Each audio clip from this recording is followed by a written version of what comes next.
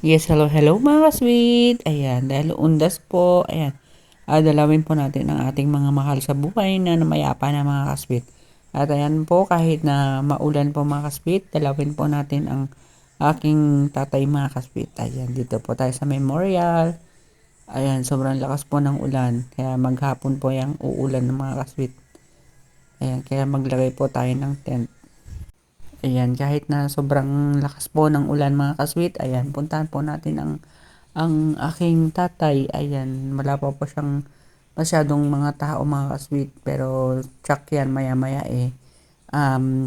dudumugin na yung mga ka-sweet. Ayan, marawang luwag pa ang mga parking, pero mamaya wala nang pagpaparkingan dyan mga ka-sweet. Ayan po, inaantay lang po natin ang aking mga kapatid at ang aking nanay dahil sinundo po mga ka-sweet. Ayan, ito po ang ating baon.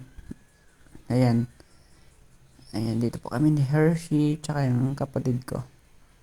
Yan, nauna po kami dito dumating dahil papunta pa lang po yung aking nanay at saka yung mga kapatid ko mga kasweet. At ayan nga po mga kasweet, ayan, napuntahan nyo na po ba ang inyong mga mahal sa buhay? Ayan, puntahan nyo na po para hindi po sila ang pupunta sa inyo. Ayan mga kasweet, dalawin po natin ang ating mahal sa buhay dahil minsan lang po ang Halloween mga kasweet. Ayan. Ayan, naging happy na naman po ang aking tatay at nadalaw na naman po siya ng kanyang pamilya mga kasweet. At ayan nga po dahil kahit na maulan ang ang dito, ang lupa, ayan, nilatagan na lang po natin yan ng plastic at saka ng foam, ayan, para hindi siya para hindi pwede tayong umupo sa Bermuda grass mga kasweet. At ayan nga po mga kasweet, ayan, maglaro po tayo ng ng baraha mga kasweet. Ayan, napakasaya lang po ng ganito mga pagkakataon kahit paminsan-minsan lang nagbabanding, nagsasama-sama ang pamilya mga kasweet. Ayan. Ayan, maglalaro po tayo dyan mga kasweet para malibang mga kasweet, pampalipas oras. Ayan mga kasweet.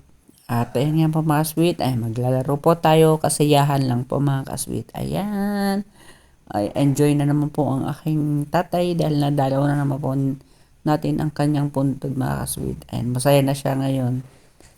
Ayan, at ating siyang naalala. Ayan, maglalaro po tayo mga kasweet, nagsilabasan na ang kanilang mga pondo.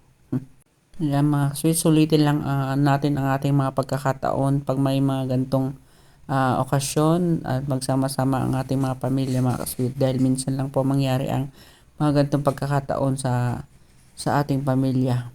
At ayan nga po, ayan. Ayan, napakasaya lang ng mga ganitong pagkakataon.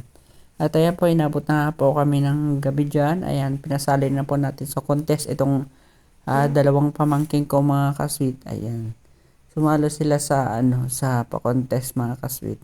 Ayan, pinasali po natin ang aking pamangkin, yung dalawang pamangkin sa Halloween costume diyan mga kasweet. Ayan, sumali sila mga kasweet. Ayan.